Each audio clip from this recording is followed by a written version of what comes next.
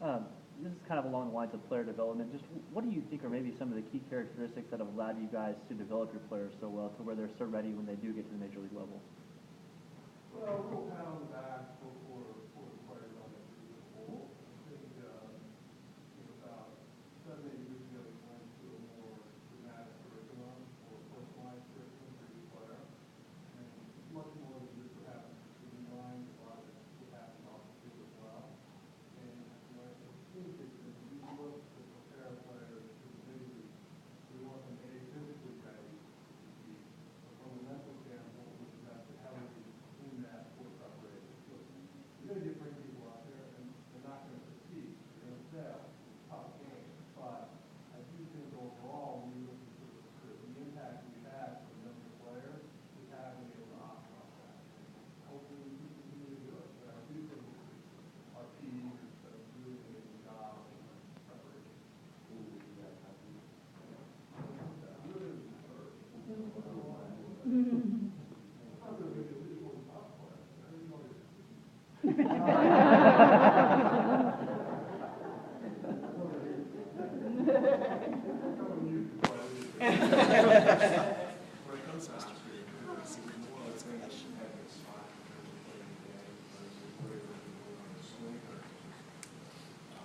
Oscar's a fair question. I think it's a good one to talk about. And, I sort of look at Oscar multiple ways.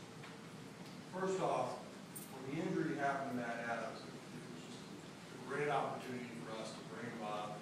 There was no level of competing over playing time or any issues you're throwing onto the manager that's having to deal with the other 24 players. So we tried to take advantage of it. I think the one thing that was interesting was first day home run, the next day we get off base hit. You felt like, he's here to stay.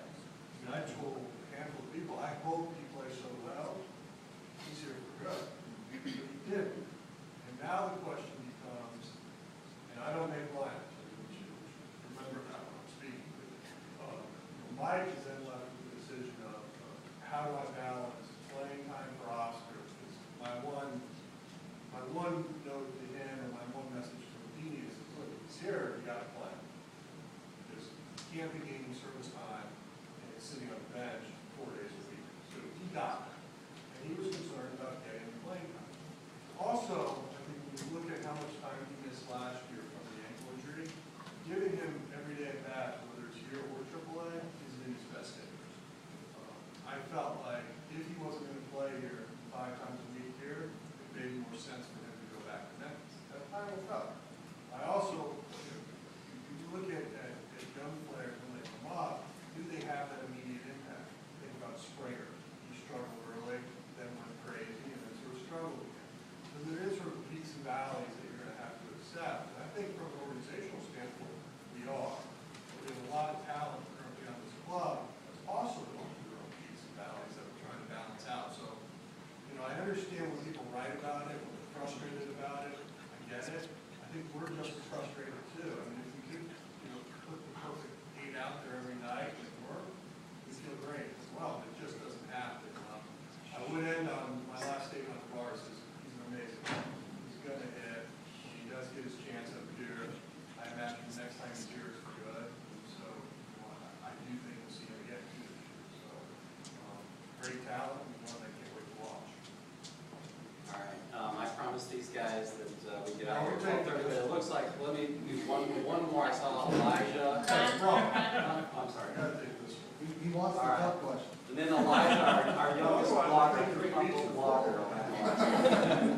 Which I kind of do anyway. Go ahead. John, just a quick statement. It's tough seeing a number 27 playing the left side of the infield. You mentioned earlier a previous question about the third deal. If it was your tenure, would you have made the Scott Billington? Oh. Well, I did trade him, though.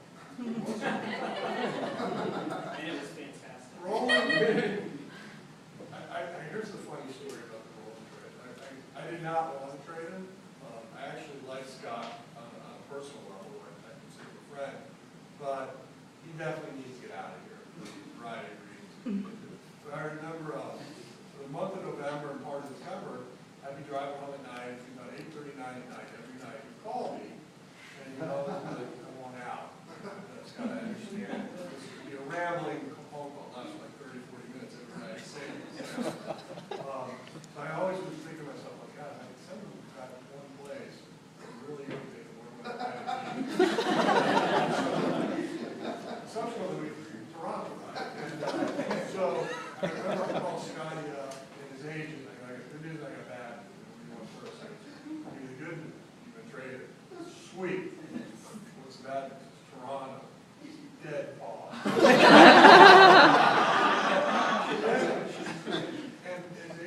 It was so quiet, his agent Ben spoke and said, look, we'll call you back. He had like a $4 million signing bonus that was deferred when we were doing the deal that was due like, I think in the 10th year of the contract or 10 years after he actually signed, that he demanded to be accelerated. But you know, he's a great player, and we certainly missed him. But things happen. I think that's the one thing that all of your takeaways should be is internal dynamics that we sometimes have to deal with are not always what they appear. And you know, we try to be as transparent as possible, but there are times we just can't. And that's a classic example. So does Scott still think of you as a friend? I don't think so.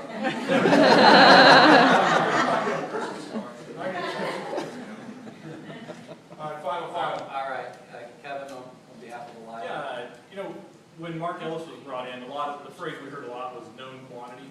How do you view a guy like Mark Ellis in the second half, given what we've seen so far? Maybe he hasn't really had the opportunity to be that known quantity yet, but I think when Colton Wong was sent down and Ellis had that opportunity to really make the impact we thought he could make when he was signed in the offseason. We were paying a guy the $5 million to back up Colton and really be that known quantity when we needed him. Do you think he's still that known quantity in the second half, or how do you view him?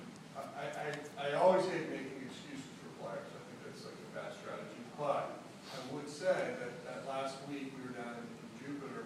We had one of those monsoons come through. Umpires decided we were going to play the game. We did. And then that's when Ellis on a wet surface twisted his knee. And at that point, you know, we still were trying to figure out a way to get it going. If you recall, I think he played one rehab game, and then we brought him back due to circumstances. I don't think he ever got going. And, you know, I think the one thing about when we optioned Colton earlier in the year, we gave Mark some playing time. Again, didn't have the results you were hoping for. Now Colton's going on the DL, he's going to get another chance. This is a tough league to learn at, or get yourself back to where you once were. But, you know, I think the window's closing on something like that. In other words, you either do or you don't. Our business is pretty simple in the sense of